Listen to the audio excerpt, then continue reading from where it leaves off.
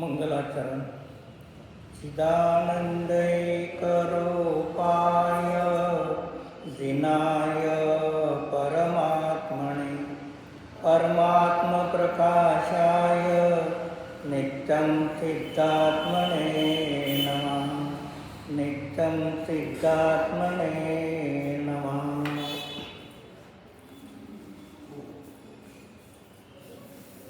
पान नंबर 26, गाथा नंबर 12. अपातिहु मुनि लहु मूढ़व मेलहि भाऊ मुनि सन्नाने नानमो जो परम पसाऊ. अब त्रिविध आत्म जान तुम बहिरात्मा को छोड़ दो स्वज्ञान से बस ज्ञानमय परमात्मा को मान लो. आचार्य योगेंद्र देव परमात्मा प्रकाश ग्रंथ. परमात्मा प्रकाश ग्रंथामध्ये आचार्य जे अरहंताने सिद्ध पर्यायाला प्राप्त झालेले आहेत ते कार्य परमात्मा व्यवहारण्याने आहे आणि त्यांच्या आतमध्ये जो ज्ञानादी अनंत गुणाने युक्त आहे तो कारण परमात्मा आहे. आणि पहिल्या गुणस्थानापासून 12व्या गुणस्थानापर्यंत सर्व जीवापाशी कारण परमात्मा विद्यमान आहे. मग असं असताना सुद्धा पहिल्या 3 गुणस्थानावरती जीव कारण परमात्म्याला प्राप्त झाले नाही. कारण परमात्मा आहे पण कारण परमात्म्याला ध्यान केलं नाही, श्रद्धान करत नाही, अनुचरण करत नाही. पण पर्यायामध्ये कारण परमात्मा त्याला प्राप्त नाही. आणि 4थ्या गुणस्थानापासून 12व्या गुणस्थानापर्यंत हे जीव यांच्यापाशी पण कारण परमात्मा आहे. पण त्यांनी आपल्या वर्तमानातल्या क्षोक्षम ज्ञानाच्या द्वारे कारण परमात्म्याचं ध्यान करून अंतरात्मा अवस्थेला प्राप्त झालेले आहे. जे कारण परमात्मा तर भव्य अभव्य दोघांपाशीच आहे. कारण परमात्म्यामध्ये कोणत्याही जीवामध्ये भेद नाही, पण कार्याच्या अपेक्षेने त्या ठिकाणी भेद केला गेला. जसं हमेच्या उदाहरणं देतात, भव्य जीव आणि अभव्य जीव. एक कुत्सरमुख आणि न शिजणारे आणि शिजणारे. मग आता न शिजणारे मूग आणि शिजणारे मूग याच्या गुणधर्मामध्ये काही फरक आहे का? शिजणारे आणि न शिजणारे दोन्हीमध्ये मुगाचे गुण समान आहेत. मग फरक कुठं आहे? पर्यायामध्ये शिजण्यायोग्य अवस्था आणि न शिजण्यायोग्य अवस्था हा फरक आहे. जे कार्यामध्ये फरक आहे, कारणामध्ये स्वभावामध्ये कुठेही फरक नाही. तसं अभव्य जीव आणि भव्य जीव, मिथ्यादृष्टी असो किंवा सम्यदृष्टी असो, दोघांचे अनंत गुण समान आहेत. अनंत गुणामध्ये कुठेही कमी जास्त नाही. पण अभव्य जीवाच्या श्रद्धा, ज्ञान आणि चारित्र्य या गुणाच्या पर्यायामध्ये शुद्धीची अभिव्यक्ती होण्याची शक्तीचा अभाव आहे. आणि भव्य जीवामध्ये भव्यत्व शक्तीच्या सम्यक दर्शन ज्ञान चारित्र्य गुणाची शुद्धी होण्याची शक्तीची योग्यता आहे. जे पर्यायाच्या अपेक्षेने दोघांमध्ये भेद आहे फक्त. पण द्रव्य आणि गुणाच्या अपेक्षेने भव्य अभव्यामध्ये काहीही फरक नाही. अभव्याचा कारण परमात्मा पण तसाच आहे, भव्याचाही कारण परमात्मा तसाच आहे. आणि अनंत सिद्धाचाही कारण परमात्मा तसाच आहे. फक्त शक्ती नाही का हं. शक्तीच्या अपेक्षा म्हणजे शक्ती म्हणजे शक्ती आहे, पर्यायामध्ये अभिव्यक्ती होण्याची योग्यतेचा अभाव आहे. शक्ती आहे पण ती व्यक्त होऊ शकत नाही पर्यायामध्ये. म्हणजे व्यक्तीच्या अपेक्षेने भेद आहे, शक्तीच्या अपेक्षेने भेद नाही. 3 स्त्रिया आहेत. एक स्त्रीने ब्रह्मचर्य व्रत घेतला, 2 स्त्रियांनी विवाह केला. एक स्त्रीला संतती झाली आणि दुसऱ्या स्त्रीला संतती झाली नाही. मग स्त्रीमध्ये काही फरक आहे का? स्त्रीपणा तिघामध्ये पण समान आहे. पण आता एकाने ब्रह्मचर्य व्रत घेतल्यामुळे शक्ती असून सुद्धा संतती उत्पन्न होत नाही. शक्ती नाही का? आहे. मग व्यक्ती होत नाही का? तर ब्रह्मचर्य नियम घेतल्यामुळे. आणि 2 स्त्रीने विवाह केलेला आहे, दोघांमध्ये शक्ती आहे, स्त्रीपणा समान आहे, पण एका स्त्रीमध्ये संतती उत्पन्न झाली आणि एकामध्ये झाली नाही. आता भेद कोणीकडून करणार? पर्यायामध्ये माता झाली आणि माता होण्याची योग्यता नाही. जे कार्यामधून त्या 2 स्त्रीमध्ये भेद करणार, पण स्त्री कारणपणामध्ये तिथे कुठेही भेद नाही.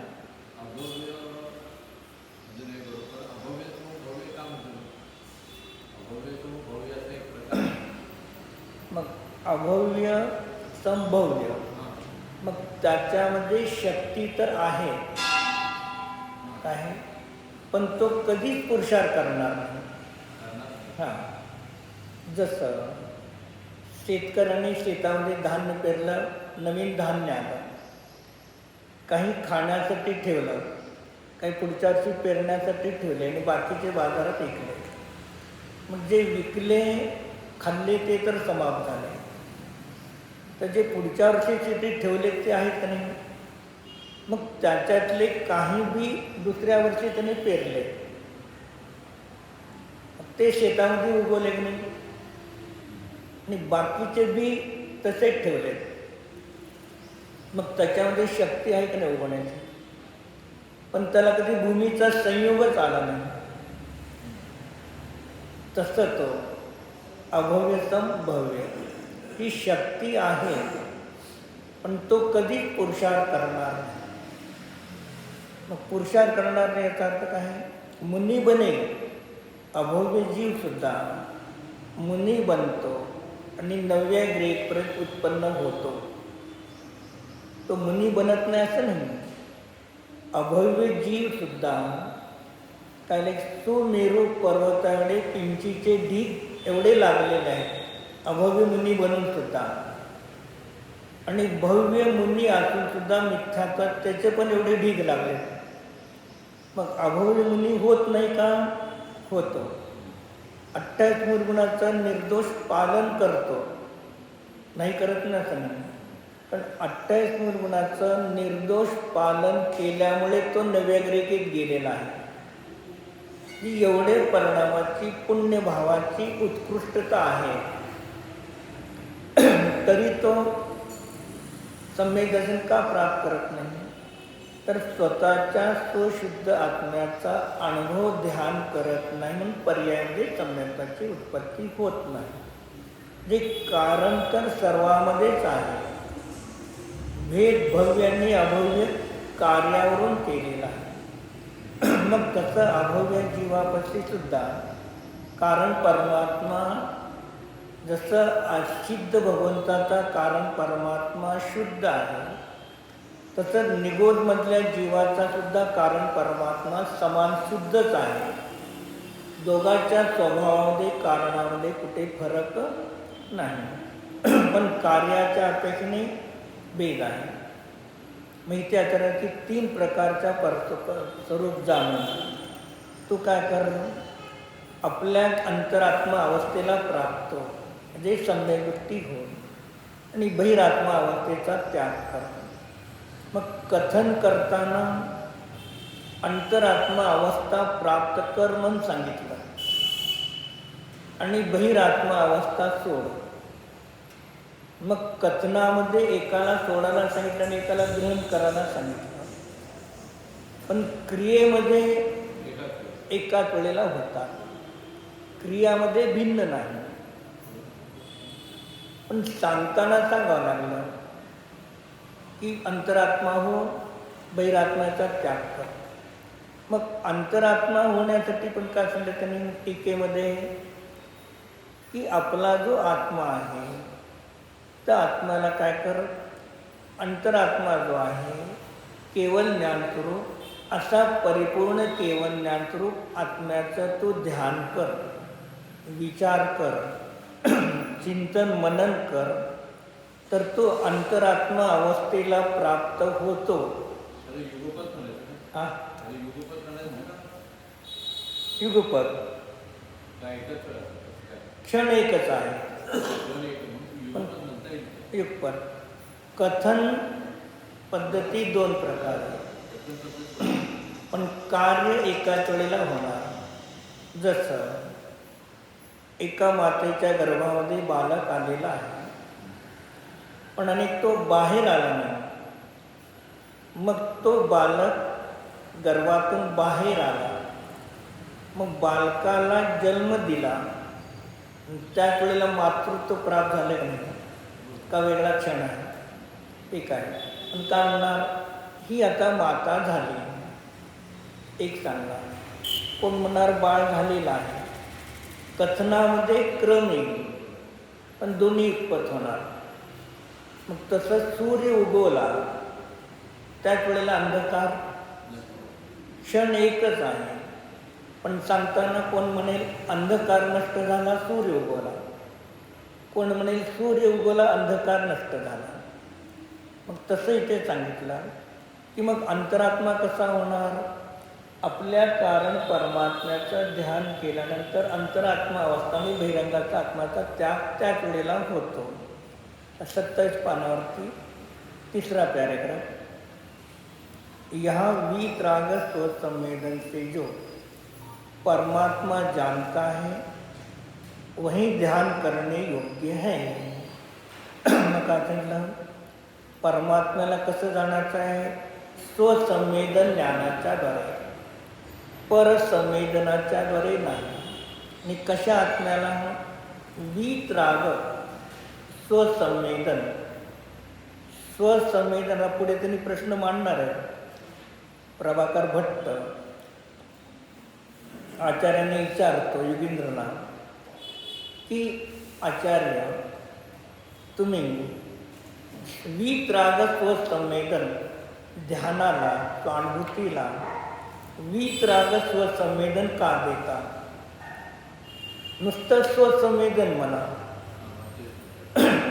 पुढे त्याने अनेक ठिकाणी विचारलं. मग आचार्याने म्हटलंय स्वसंवेदन बाल अबाल सर्वाला प्रति समयाला स्वसंवेदन आहे.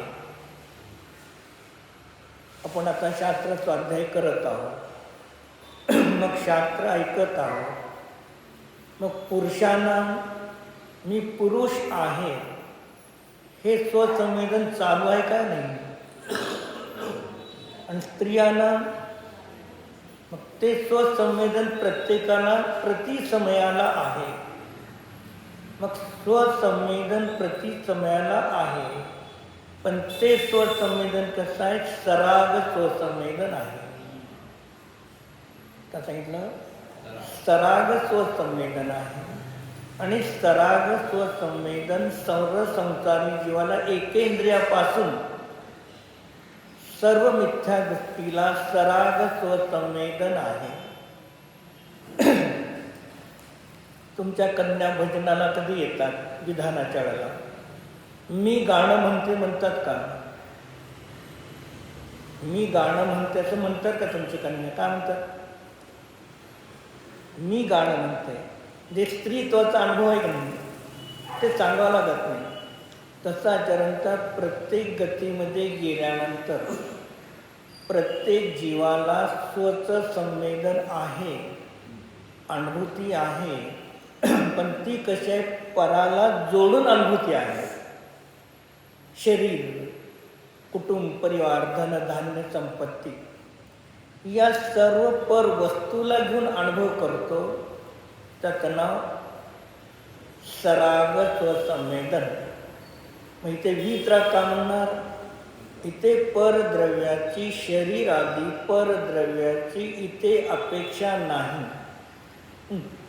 समयकारमध्ये दिलं त्या ठिकाणी, सुरुवातीला 12 गातीपुतरी ठिकाणी आचार्य म्हणतात की आत्म्याची आराधना करा, आत्म्याचं ध्यान करा. तुम्ही असं वारंवार सांगता आणि तुम्ही तिथे सांगता की प्रत्येक आत्म्याला प्रति समयाला आपलं आत्म्याचं संवेदन आहे. मग इकडे आत्म्याचं संवेदन आहे पण म्हणतात आणि परत आत्म्याचं ध्यान करा म्हणतात. मग असं तुमचे वचन परस्पर विरोधी आहे असे तिथे शंकाकार शंका मांडतो. मग तिथे आचार्य म्हणतात तुझं म्हणणं एक अपेक्षेने बराबर आहे आणि एक अपेक्षेने तू कसा आहे नय अनभिज्ञ आहे, तुला नय समजत नाही. मग प्रत्येक जीवाला स्वसंवेदन आहे मान्य आहे. प्रत्येक जीव आपल्या सुखदुःखाचंच वेदन करतो, दुसऱ्याचं नाही. आपल्याला सुखदुःख जर आपण करतो नाही, मग कोण संवेदन करतं? आपण आपलं संवेदन करतं, दुसऱ्याचं नाही. बरोबर. पण ते स्वसंवेदन करत असताना परद्रव्याने सहित संवेदन करतो, त्या स्वसंवेदनाची मी चर्चा करत नाही. द्रव्यकर्म, भावकर्म, नो कर्म, गुणभेद आणि पर्याय भेदाने रहित असा जो ज्ञाता द्रष्टा मात्र कारण परमात्मा आहे त्याचं स्वसंवेदन कर. आणि त्या स्वसंवेदनातनं वीतराग स्वसंवेदन आहे. तर वीतराग स्वसंवेदन से वितरक स्वसंवेदन श्रावकाला होणार नाही. जोपर्यंत राग आहे तोपर्यंत होणार नाही. राग किती गुणस्थानापर्यंत आहे? तीन मोह जेव्हा होईल तेव्हा हे राग 10व्या गुणस्थानापर्यंत आहे. आता मग मुनी राजांना सुद्धा स्वसंवेदन नाही म्हणा. मग मुनी राजांना जर स्वसंवेदन नाही, मग त्यांनाही सराग स्वसंवेदन आहे. मग गुणस्थान किती असणार? किती गुणस्थान मानायचं? रागसहित संवेदन. मग त्यांना पण पहिले गुणस्थान माना. मग जिथेपर्यंत राग आहे तोपर्यंत जर वीतराग स्वसंवेदन होत नाही म्हटलं, मग मुनींना सुद्धा 11व्या गुणस्थानावरती मुनींना सुद्धा 11 गुणस्थान न मांडता पहिलं गुणस्थान मानावं लागेल. रागाचा सद्भाव आणि रागाची कार्याची उत्पत्ती. रागाचा सद्भाव, रागाची उत्पत्ती आणि रागाची न उत्पत्ती हे 3 आहेत. मग 10व्या गुणस्थानापर्यंत राग आहे, सद्भाव आहे. उदय आहे का? नाही. जे सत्ता पण आहे, उदय पण आहे. पण कार्य, कारण आपल्या स्वतःच्या निरागत रूप आत्म्याला जाणतात, म्हणून पर्यायामध्ये वीतराग परिणती झाली. काय केले? निश्चय न्यायाने जो आत्म्याचा स्वभाव शुद्ध आहे, मग तिथे शुद्ध आत्म्याचा स्वभाव पण आहे आणि पर्यायामध्ये राग पण आहे, दोन्ही आहे. मग निश्चय नयाच्या शुद्ध आत्म्याच्या स्वभावामध्ये राग आहे का? नाही. पर्यायामध्ये आहे का नाही? मग पर्यायामध्ये राग आहे, या अपेक्षेने तो रागी पण आहे. पण ज्याला सामायिकला बसतो, ध्यानाला बसतो, तेव्हा तो काय करतो? या सर्व भेदाहून, या सर्व उपाधीन भिन्न एक ज्ञाता द्रष्टा मात्र जो स्वभाव आहे त्याचा तो विचार करतो, ध्यान करतो, म्हणून त्याला म्हणलं त्या ठिकाणी वीतराग संवेदन. या टीकेमध्ये ते म्हणते ना, अंतरात्मा लक्षण वीतराग निर्विकल्प स्वसंवेदन ज्ञाने. बरोबर. ते शब्दाचा वापर आहे. मग निर्विकल्प आणि सविकल्प हे दोन्ही पर्यायाचे स्वरूप झालं. मग ज्ञानाचा स्वभाव निर्विकल्प आहे का सविकल्प आहे? ज्ञानाचा स्वभाव निर्विकल्प आहे का सविकल्प आहे? तर आचार्य काय सांगतात? दोन्ही पण आहे. दर्शन गुणाचा स्वभाव निर्विकल्प आहे आणि ज्ञानाचा स्वभाव सविकल्प आहे. दर्शन निराकार आहे, निर्विकल्प आहे. ज्ञान सविकल्प आणि साकार आहे. मती ज्ञानापासून केवळ ज्ञानापर्यंत सर्व ज्ञान सविकल्प आहेत. कोणतंही ज्ञान निर्विकल्प नाही. हे ज्ञानाचा स्वभाव आहे. सिद्धांत कुठे मी तुम्हाला वाचून दाखवतो ग्रंथ. जे पहिले मूळ सिद्धांत समजा, दर्शन गुण आणि ज्ञान गुण या दोघांमध्ये चेतना आहे. बाकीच्या अनंत गुणामध्ये चेतना नाही. पण जीवाचा स्वभाव चैतन्य आहे, तर याला सर्व गुणाला चेतन म्हणण्यात आलं. काय म्हणलं? मग कसं सांगितलं? दर्शन निर्विकल्प आहे, निराकार आहे. ज्ञान सविकल्प आणि साकार आहे. हे पहिले मूळ सिद्धांत. मग दर्शन उपयोग निर्विकल्प आणि निराकारच असतो. आता हे विषय संपला. आता ज्ञान निर्विकल्प आणि सविकल्प दोन्ही आहे. पण स्वभावाने ज्ञान कसं आहे? सविकल्प, साकार. सविकल्प आणि साकार हे ज्ञानाच्या पर्यायाचे धर्म आहे. निर्विकल्प आणि निराकार दर्शन गुणाच्या पर्यायाचा धर्म आहे. बस. मग आता तिथे साकार आणि सविकल्प याचा अर्थ काय? आपल्याला काय आकार म्हणजे काय दिसतं? त्रिकोण, चौकोन, पंचकोन, अष्टकोन, याला आपण आकार म्हणतो.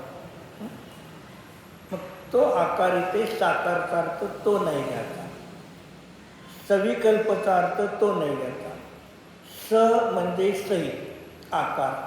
पदार्थाचा निर्णय ज्या ज्ञानाच्या पर्यायात होतो त्या ज्ञानाला साकार म्हणायचं. ज्या ज्ञानाच्या पर्याय म्हणजे घटपटादी जे पदार्थ आहेत त्याचा निर्णय करतं म्हणून ज्ञान साकार आहे. आणि ज्ञान सविकल्पक आहे. स म्हणजे सहित, वि म्हणजे त्या पदार्थाचा निर्णय आहे म्हणून ज्ञान साकार सविकल्प आहे. पदार्थाचा निर्णय ज्ञानामध्ये होतो म्हणून ज्ञान साकार आणि सविकल्प आहे. मग केवली भगवंताच्या केवळ ज्ञानामध्ये 3 लोकांचा निर्णय आहे का नाही? त्यांचं ज्ञान निर्विकल्प का साकार सविकल्प आहे? पदार्थाचा निर्णय आहे. निर्विकल्प का सविकल्प? साकार का निराकार? पदार्थाचा निर्णय साकार. पदार्थाचा निर्णय करणाऱ्या ज्ञानाला साकार आणि सविकल्प म्हणतात. ज्ञानाचा धर्म साकार आणि सविकल्प आहे. ज्ञानाचा धर्म निर्विकल्प नाही. हे पहिले मूळ सिद्धांताचा निर्णय करा. मग नंतर ज्ञान निर्विकल्प पण आहे आणि ज्ञान सविकल्प पण आहे. पण ज्ञान स्वभावाने सविकल्पच आहे, साकारच आहे. निर्विकल्प निराकार नाही हे पहिले निर्णय करा, मग पुढचं. आता कुठे सांगितलं म्हणणार तुम्हाला, तर मग तिथे आपण एक एक ग्रंथ पाहू. जे कुठे आचार्यांनी त्याला सविकल्प म्हटलेला आहे, साकार म्हटलेला आहे. मग या दृष्टीने आपण बघितलं ना, जिनागम कसा आहे, अनेकांतात्मक आहे. मग अनेकांतामध्ये असताना त्या ठिकाणी काय आहे, कुठेही दोष येत नाही. तर का सांगितलं, पदार्थाला जाणण्यामध्ये कुठेही दोष येत नाही. ते समजतं.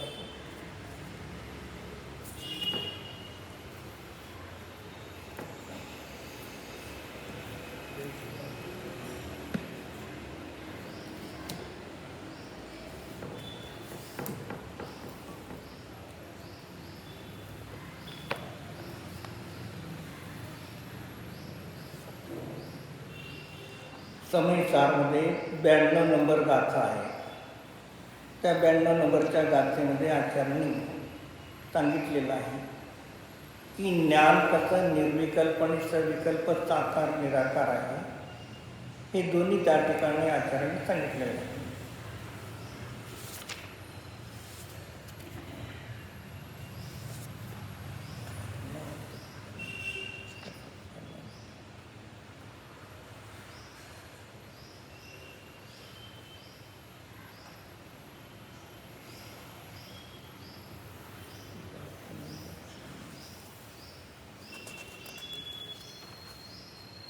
मग जसं बौद्ध मत आहे, बौद्ध मत काय म्हणतं, ज्ञान निर्विकल्प मानतं. बौद्ध मत आहे तो काय म्हणतो, ज्ञानाला निर्विकल्प मानतो. मग तेव्हा आचार्याने सांगितलं की ज्ञान निर्विकल्प नाही, ज्ञान सविकल्प आहे. आणि बौद्ध जो ज्ञानाला निर्विकल्प मानतो, तो जैन धर्मामध्ये तो दर्शन उपयोग आहे. दर्शन उपयोग जे जैन दर्शनामध्ये आपण दर्शनाला निर्विकल्प म्हटलेलं आहे आणि ज्ञानाला सविकल्प म्हटलेलं आहे. मग तेव्हा तिथे आचार्य सांगतात की ज्ञान स्वभावाने सविकल्प आहे, ज्ञान निर्विकल्प नाही.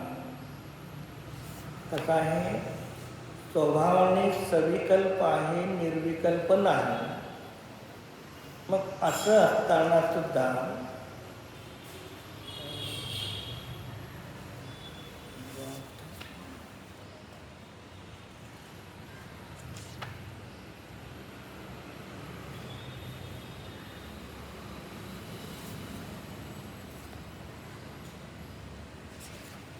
मला आठवते का गाथा कोणती, जयश्रीनाथ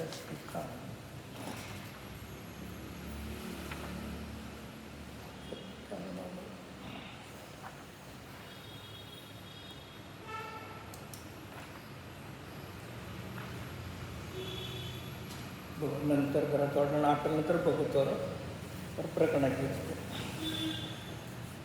मग त्या ठिकाणी आचार्याने सांगितलं की ज्ञान निर्विकल्प आणि सविकल्प कसं आहे. पहिले सिद्धांत काय झाला, ज्ञान स्वभावाने सविकल्प साकार आहे, निर्विकल्प निराकार नाही. हे पहिले सिद्धांत. मग ज्ञान कथनचित सविकल्प पण आहे आणि ज्ञान कथनचित निर्विकल्प पण आहे. जिनवाणी शाबाद कथन पद्धती आहे. पहिले सिद्धांत, मग सिद्धांताने दर्शन निर्विकल्प आणि ज्ञान सविकल्प. दर्शन निर्विकल्प आणि ज्ञान सविकल्प, त्याला दुसरं नाव साकार, सविकल्प साकार. मग हे झालं. मग बौद्ध ज्ञानाला निर्विकल्प मानतो, ज्ञानाचा स्वभाव. मग तेव्हा आचार्य सांगतात ज्ञानाचा स्वभाव सविकल्प आहे, निर्विकल्प नाही. मग परत इथं सांगितलं की ज्ञान कथनचित सविकल्प पण आणि कथनचित निर्विकल्प पण आहे.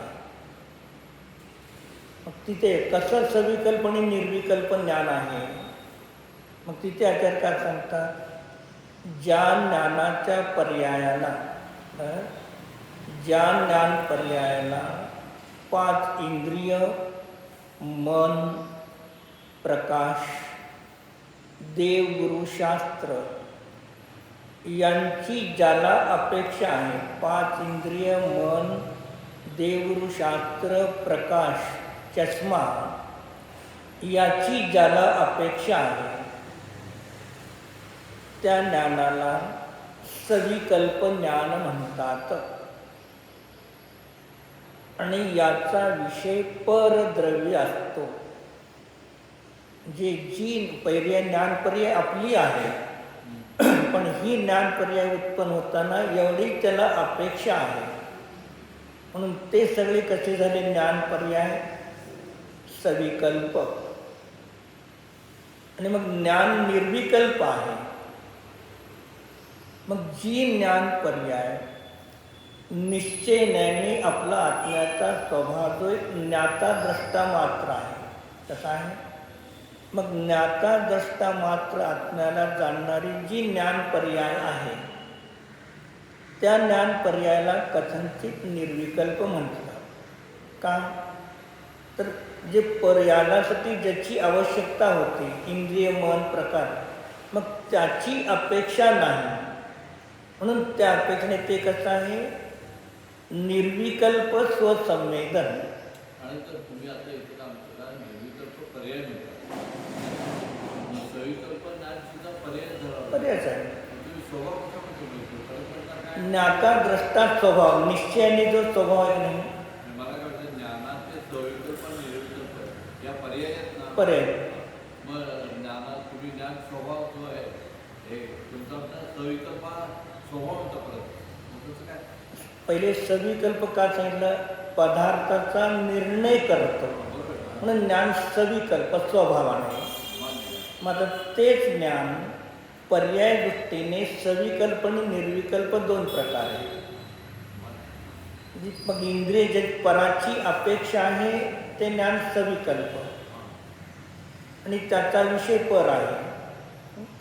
आणि ज्या ज्ञानाचा विषय आपला स्वतःचा आत्मा आहे, निश्चय ज्ञानाने दाखवलेला आत्मा, मग त्या निश्चय ज्ञानाने दाखवलेल्या आत्म्याला जाणणारी जी ज्ञान पर्याय आहे, त्या ज्ञान पर्यायामध्ये याची पराची अपेक्षा नाही, म्हणून त्याला निर्विकल्प म्हणतात. जे स्वतःचा शुद्ध आत्माविषय आहे त्याला ती निर्विकल्प, आणि पराचं अवलंबन असेल त्याला सविकल्प. मग तिथे परद्रव्याला जाणत असताना तिथे रागरूप परिणतीच असणार आहे, म्हणून त्याला वाटतं सराग स्वसंवेदन. कोणत्याही बहिरंगातल्या वस्तूला जाणताना इष्ट अनिष्ट परिणाम होतात का नाही? कोणत्याही बाहेरच्या वस्तूला जाणं कुणालाही असं नाही, इष्ट अनिष्ट. राग म्हणजे इष्ट अनिष्ट, त्याच्यामध्ये रागद्वेष म्हणा. मग पंचपरमेष्ठीला जाणतो तर राग आहे का नाही? आपला शत्रू असेल म्हणजे याचा अर्थ काय झाला, बहिरंगातल्या पदार्थाला विषय केल्यानंतर आपल्यामध्ये नियमाने रागद्वेष इष्ट अनिष्ट परिणाम होणार आहे. त्याचंच नाव आहे सराग. बरोबर. मग तसं आपल्या स्वतःच्या आत्म्याला विषय करून जाणतो त्यावेळेला सुद्धा सरागच म्हटलं तर चालेल का? आपल्या स्वतःच्या आत्म्याला एक क्षण मात्र आपण जाणत आहोत, मग त्याला परिणती सराग का वितराग? सराग नाही, म्हणजे अर्थात वितराग आहे. मग वितराग परिणती पर पदार्थाला लक्ष करून सराग परिणती होते. तसं आपल्या आत्म्याला लक्ष करून जर सरागच परिणती होत असली असते मग काय होऊन जाईल? कोणी सम्यक्दृष्टी होणारच नाही. मग आता वीतराग परिणती, मग इथे वीतराग शब्दाचा अर्थ दोन पद्धतीने घ्यायचा. आत्म्याचा स्वभाव वीतराग आणि सराग पर्याय आहेत. वीतराग आणि सराग पर्याय आहे आणि आत्म्याचा स्वभाव निराग आहे. काय? निराग स्वभाव आहे आणि सराग आणि वीतराग त्याचा पर्याय आहे. परद्रव्याला लक्ष करतो त्याला सराग आहे आणि स्वद्रव्याला लक्ष करतो त्याला वीतराग आहे. मग ही चारित्र्याची परिणती वीतराग आहे आणि ज्ञानाची परिणती निर्विकल्प आहे. काय? चारित्र्याची परिणती वीतराग आहे आणि ज्ञानाची परिणती निर्विकल्प आहे. मग ज्ञान ज्या वेळेला आपल्या स्वतःच्या शुद्ध आत्म्याला जाणतो तेवढ्या समयामध्ये राग द्वेष परिणती झाली नाही तेवढ्या क्षणात म्हणून त्याला म्हणलं वीतराग स्वसंवेदन. कारण का? बाहेरच्या विषयाला लक्ष करून रागद्वेष होतात. मग तसे आपल्या आत्म्याला लक्ष करून जर रागद्वेष होतील मग आत्म्याला ध्यान करण्याची काय आवश्यकता? एक प्रश्न. मग त्याला त्या वीतराग स्वसंवेदन किंवा स्वसंवेदन आहे. मग त्याला निर्विकल्प ज्ञान का म्हटलं? पण निर्विकल्प ध्यान का म्हटलं? निर्विकल्प ज्ञान म्हणा किंवा निर्विकल्प ध्यान म्हणा. मग का सांगितलं? नि म्हणजे नाही, वि म्हणजे विशेषाचा, कल्प म्हणजे विचार. मग विशेषाचा विचार नाही, सामान्याचा विचार आहे. म्हणून त्या ज्ञानाला निर्विकल्प स्वसंवेदन किंवा निर्विकल्प स्वसंवेदन झालं. आणि त्यावेळेला एक क्षण आपल्या आत्म्याला जाणत असताना त्याच वेळेला कुणाची निंदा केली का? आपल्या आत्म्याला जाणता कुणाची निंदा केली का? कोणाची? भगवंताची स्तुती केली का? मग रागद्वेष आहेत का?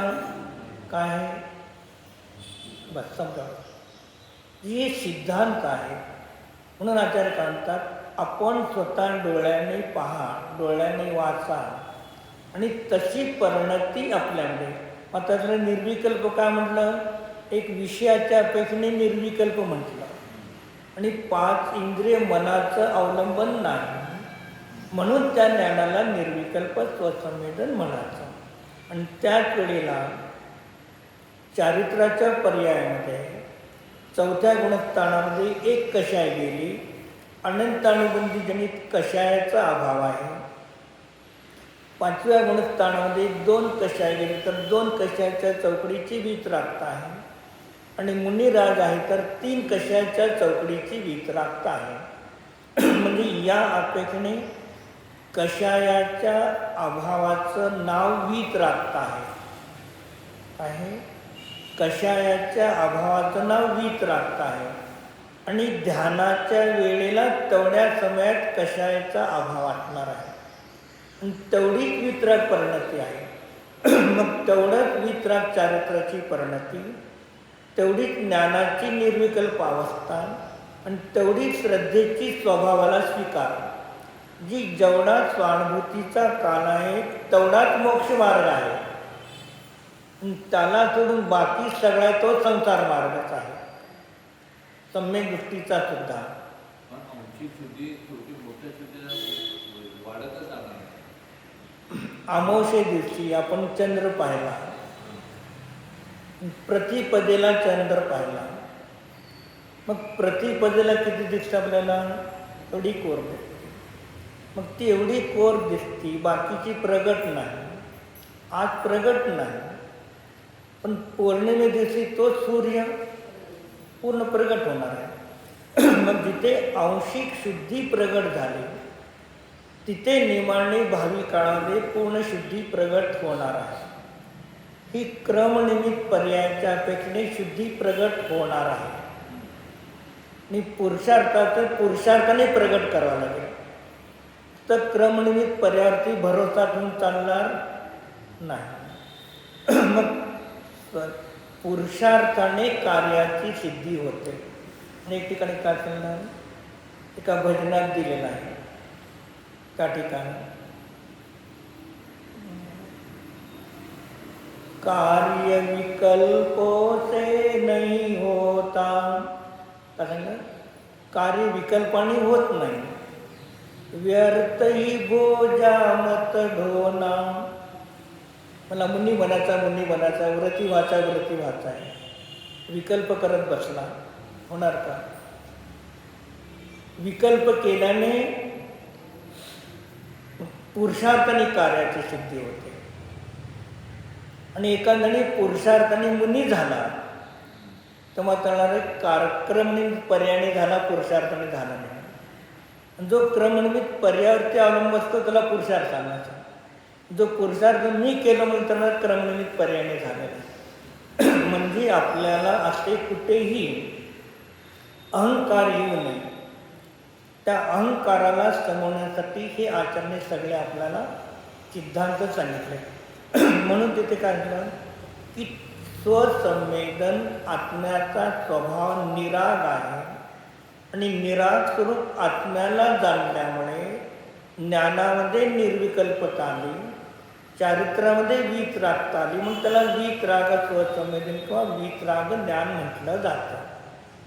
मग हे कुठं अध्यात्माच्या अपेक्षेने वीतराग स्वसंवेदनच आहे आणि आगमाच्या अपेक्षेने कुठं सांगितलं.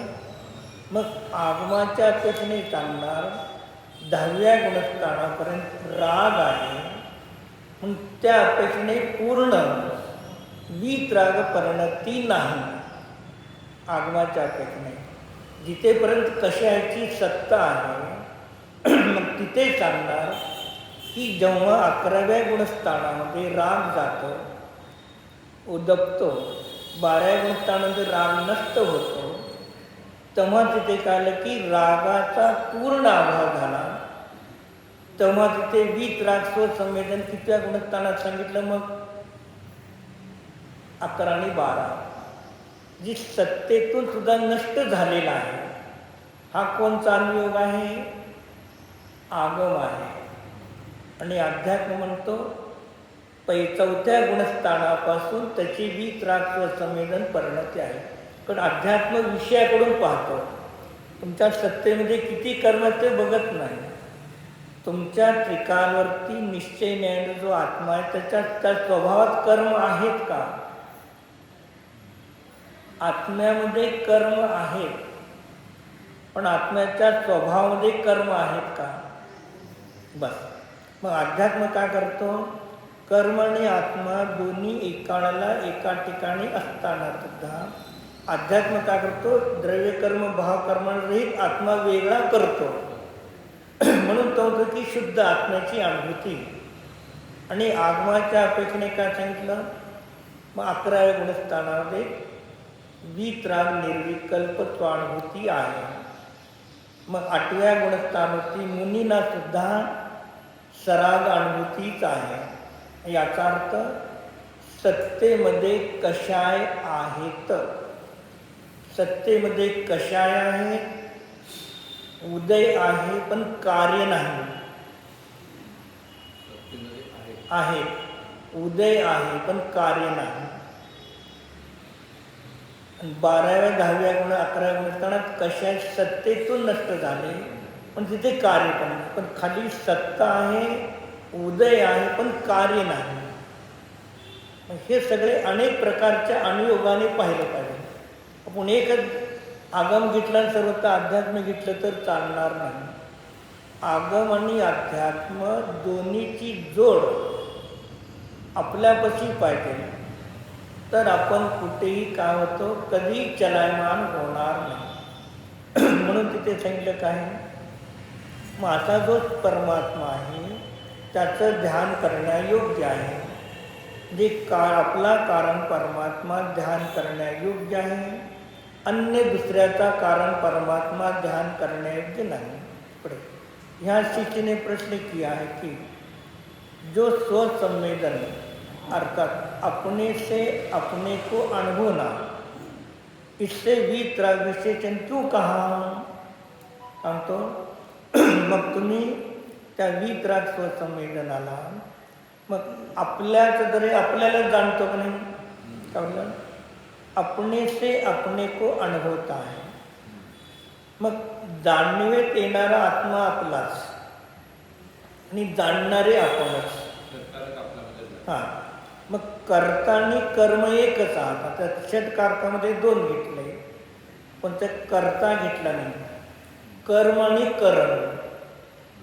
कर्म म्हणजे विषय, करण म्हणजे जाणणारी ज्ञान पर्याय.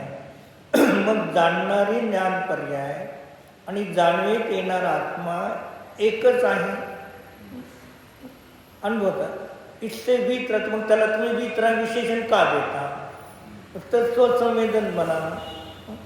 क्योंकि जो स्वसंवेदन होगा वह तो राग सहित ही होगा.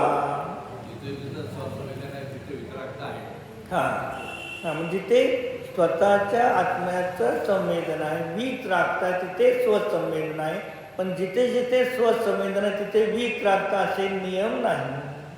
कारण स्वसंवेदनामध्ये विषय कोणता त्याच्यावर अवलंबून आहे. म्हणून त्यांनी म्हटलं मग तिथे वितराग विशेषण का दिलं. नुसतं स्वसंवेदन असेल तिथे राग रहित होगा ही. काय मग रागाने रहित असे की नाही. मग स्वतःच्या आत्म्याला जाणत असताना तिथे नियमाने रागाने रहितच आहे. मग रागाने रहित आहे म्हणून ते स्वसंवेदन कसं झालं, वितराग स्वसंवेदन. मग बहिरंगातल्या विषयाला जाणत असताना सुद्धा तिथे आपलाच आत्मा संवेदन करतो, दुसऱ्याचा आत्मा संवेदन करत नाही. पण त्याला काय म्हटलं, सराग स्वसंवेदन. मग वितराग जिथे पण आहे तिथे स्वसंवेदन, जिथे स्वसंवेदन आहे स्वतःच्या आत्मा तिथे निमाने वितरागता आहे. मग पराला लक्ष करून जर वितरागता येईल तर आत्म्याचे ध्यान करण्याची आवश्यकता नाही. मग पराचं ध्यान करून जीव सम्यक दृष्टी होतील. म्हणून तिथे सांगितलं की जिथे स्वसंवेदन व्हायचे तिथे नियमाने रागाने रहित म्हणजे वितराग आहे. म्हणजे काय सांगितलं, स्वतःच्या आत्म्याचा स्वभाव चारित्र्याच्या अपेक्षेने यथाख्यात चारित्र्य स्वभाव आहे. कधी निराग स्वभाव सांगणार किंवा चारित्र्य गुण आहे. मग चारित्र्य गुणाच्या स्वभावामध्ये रागद्वेष आहेत का, चारित्र्य गुणामध्ये रागद्वेष नाही. पण चारित्र्य गुणाच्या पर्यायामध्ये क्रोध मान मायलोभ आहे. पण स्वभावात आहेत का, नाही.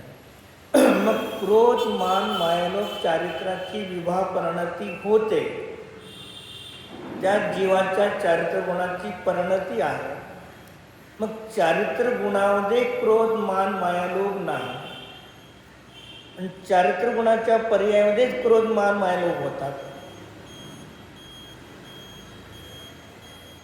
चारित्र्य गुणामध्ये क्रोध मान मायालोभ नाही, पण चारित्र्य गुणाच्या पर्यायच क्रोध मान मायालोभ परिणाम होतात. दुसऱ्या गुणाच्या पर्याय होत नाही. पण कुणाच्या होतात, स्वभावात नाही, पण त्याच गुणाच्या पर्याय झाल्या का नाही, झाल्या. मग स्वभावात नाही विभाग झाल्या. मग तेव्हा आचार्य का सांगतात, क्रोध मान मायालोभ परिणती होत असताना निमित्त रूपाने 2 वस्तूचा सद्भाव आहे. क्रोधादी कशारूप परिणती होत असताना 2 पदार्थाचा सद्भाव आहे. एक अंतरंग कारण आणि एक बहिरंग कारण आहे. कषाय परिणती होत असताना दोन कारणे, अंतरंग कारण एक बहिरंग कारण. अंतरंग कारण द्रव्य कर्म, क्रोध मान मायालोभ, द्रव्य कर्माचा उदय हे अंतरंग कारण. आणि बहिरंग कारण पदार्थ कोण आहे? बहिरंग कारण पदार्थ आहे. आणि अंतरंग कारण क्रोध मान मायालोभ कशाचा उदय आहे. तेव्हा चारित्र गुणामध्ये विवाह परिणती होते. मग विवाहासाठी पराची अपेक्षा का स्वभावाने होतो. विवाह परिणती कर्माच्या उदयाने झाली, पर पदार्थाला लक्ष करून झाली. मग विवाह होताना नियमाने पराची आणि स्वभाव परिणती होताना बस हे सिद्धांत लक्षात ठेवा. मग ते स्वभावाला जाणत असताना तेवढ्या समयापर्यंत बुद्धिपूर्वक क्रोधादी कशाची उत्पत्ती झाली नाही. पण तेवढ्या अंशापर्यंत वीतराग स्वसंवेदन आहे. आणि वीतराग स्वसंवेदनाच्या वेळेला सम्यक दर्शनाची प्राप्ती होते. आणि सरागाच्याला आत्म्याची अनुभूती होत नाही. मुनी सराग असतात का वीतराग असतात चंदन भाभी?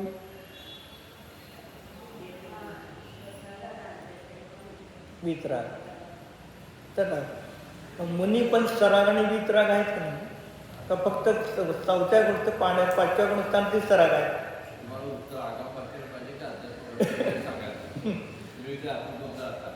मग तिथे काय सांगितलं?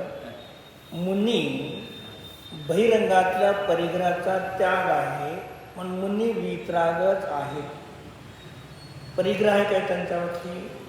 वीतराग आहे. मग वीतराग असताना सुद्धा मुनी सरागी आहेत. 28 म्हणून पालन करण्याचा परिणाम हा वीतराग आहे का सराग आहे? यापैकी मुनी सरागी आहेत का नाही? 28 म्हणून पालन करण्याचा परिणाम या अपेक्षेने सराग आहे. पण कुटुंब परिवार धन धान्य संपत्ती नाही म्हणून वीतराग आहे. जे मग मुनी सुद्धा सरागी आहे. चौथ्या गुणस्थानावरती सरागी आहे, पाचव्या गुणस्थानावरती सरागी आहे. पण तिघांच्या सरागतेमध्ये भेद आहे. भेद आहे. मग मुनीपती पिंची कमंडल आहे, बाकी काही नाही. पण 28 मूलगुण पालन करत असताना सुद्धा मुनींना वीतरागीच म्हटलं. आणि ध्यानाच्या वेळेला सुद्धा वीतरागीच म्हटलं. म्हणजे 6व्या गुणस्थानामध्ये परिग्रहाचा अभाव आहे म्हणून वीतरागी आहे. पण 28 मूलगुण पालन करण्याचा परिणाम परद्रव्याला लक्ष करून आहे म्हणून ते सरागीच आहेत, वीतरागी नाही. पण 3 कशाच्या चौकडीचा अभाव अंतरंगामध्ये आहे. अनंतानंदी, अप्रत्याख्यान, प्रत्याख्यान. आणि एक संजुलन कशाचा उदय आहे. आणि त्या संजुलन कशाच्या उदयामध्ये त्यांना सरागीच म्हणणार. आणि परिग्रहाचा अभाव तळाला सरागाच्या सुद्धा ते वीतरागी आहे.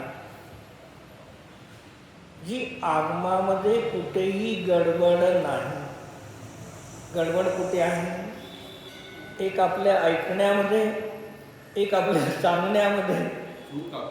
हा बस म्हणून काय म्हणलं, कोणीही वक्ता असू दे, आपल्याला काय सांगतात, वक्ता कोणीही असू दे, तुम्हाला खरे खोट्याचं ज्ञान असून तुम्ही बसला तर तुम्हाला सत्य आणि असत्य समजेल.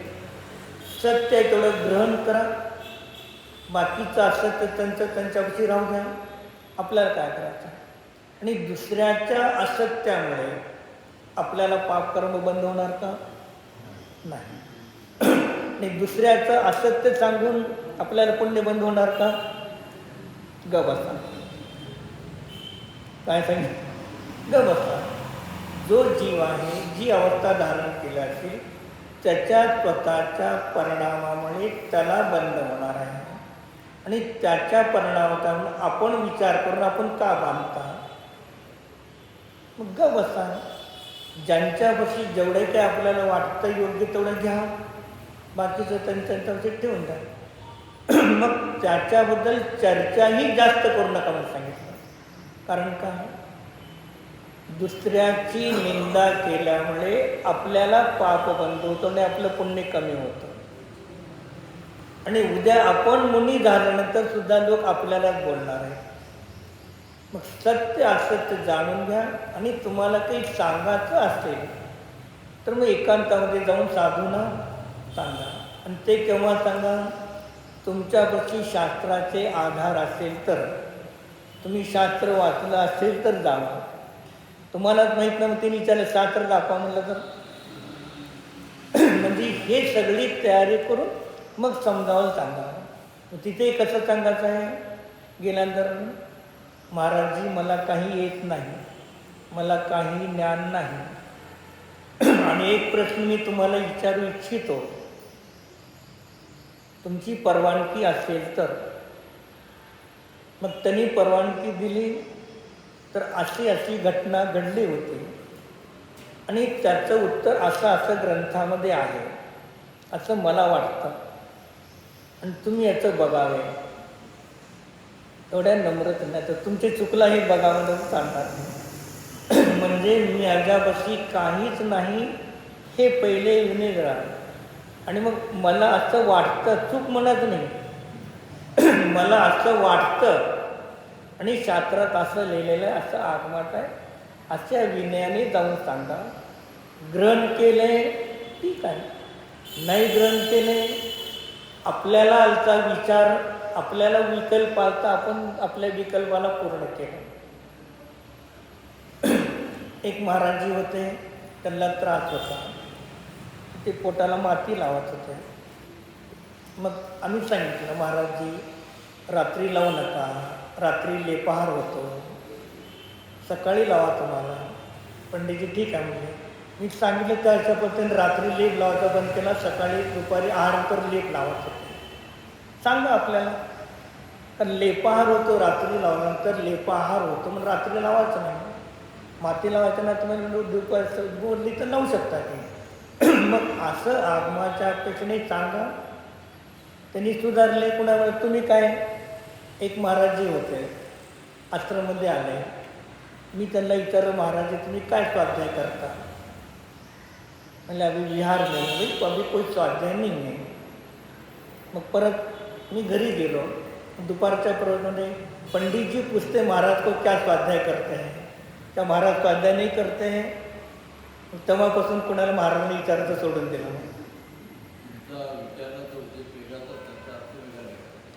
म्हणून तेव्हापासून कुणाला विचारच बंद केलं, ग बसावं, कुणाला बोलवलं, ज्यांचं ज्यांच्यापाशी असेल त्याचं आपण आपलं घेऊन निघा.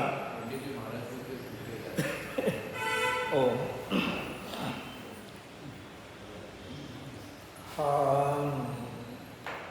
एक परम शांत करो निज शुद्धात्म द्रव्य आहे, स्वयं परिपूर्ण आहे, नित्य निरंजन स्वरूप आहे, आदि मध्य अंताने रहित आहे, स्वयं सिद्ध परमात्मा आहे, द्रव्य कर्म भाव कर्म नो कर्माने रहित आहे, निर्मल केवल ज्ञान ज्योति मात्र निज शुद्धात्मा द्रव्य आहे.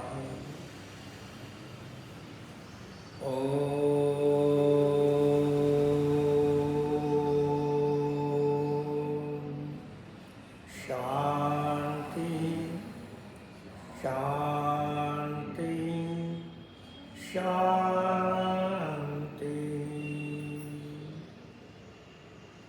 विसर्ज नमो हरिहंताणं नमो सिद्धाणं नमो आयर्याणं नमो वज्रायाणं नमो लोहे सौवताणं नमो हरिहंताणं